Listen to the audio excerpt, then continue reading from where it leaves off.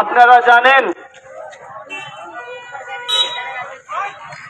পশ্চিমবঙ্গ প্রদেশ কংগ্রেসের নির্দেশ অনুসারে সারা বাংলায় এবং আমাদের মালদা জেলাতেও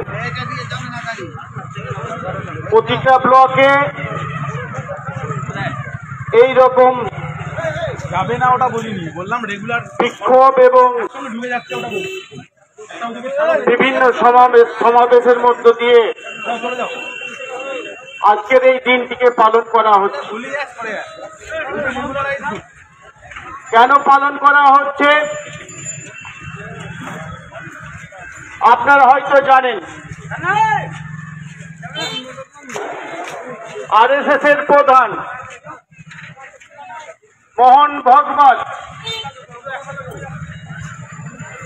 তিনি বলেছেন 1947 সালে 15ই আগস্ট ভারতবর্ষ স্বাধীন হয়নি। ভারতবর্ষে যখন বিজেপি সরকার আরএসএস সরকার এসছে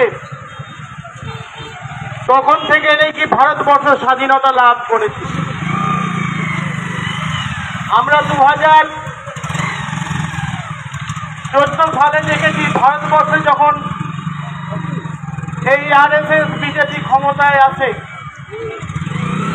তখন থেকে আমরা লক্ষ্য করেছি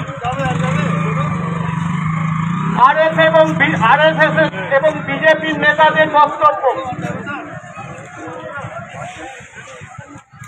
তাদের অশ্লীল মন্তব্য, কুবক্তব্য সারা ভারতবর্ষের মানুষকে অবাক করে তুলেছে। আমরা জানতে চাই এই ভারতবর্ষে যে সরকার চলছে আরএসএস এর সরকার, বিজেপি সরকার, 1947 সালে 15ই আগস্ট ভারতবর্ষের মানুষ আত্মবলিদানের মধ্য দিয়ে তারা রক্ত দিয়ে ভারতবর্ষের মানুষ, সর্বস্তরের মানুষ শহীদ হয়ে এই ভারতবর্ষকে স্বাধীনতা দিয়েছেন।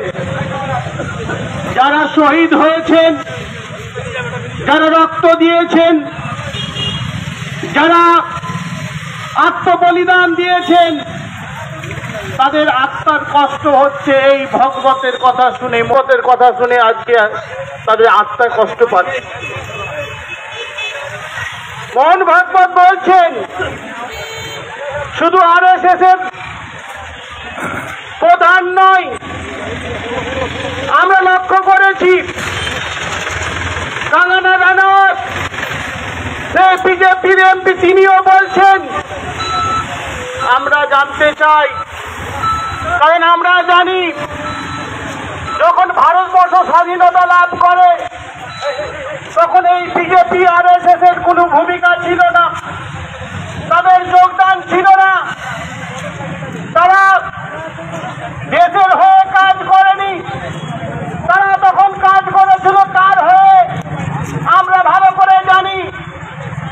ব্রিটিশদের দালালি করেছিল, ব্রিটিশদের পক্ষে কাজ করেছিল। তাই আজকে এই মোহন ভাগবত আজকে দেশের বিরুদ্ধে কথা বলছে।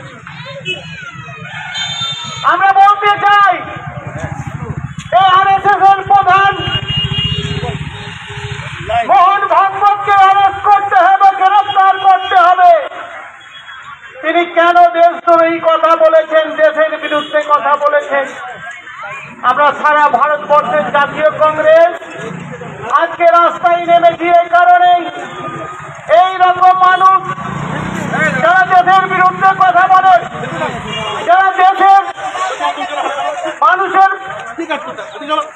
পক্ষে থাকে না, দেশের পক্ষে বিরুদ্ধে কথা বলে, তাদেরকে গ্রেফতার করতে হবে। এই দাবি আমরা নিয়ে আজ আজকে ভারতবর্ষের অবস্থা কোন পথে যাচ্ছে।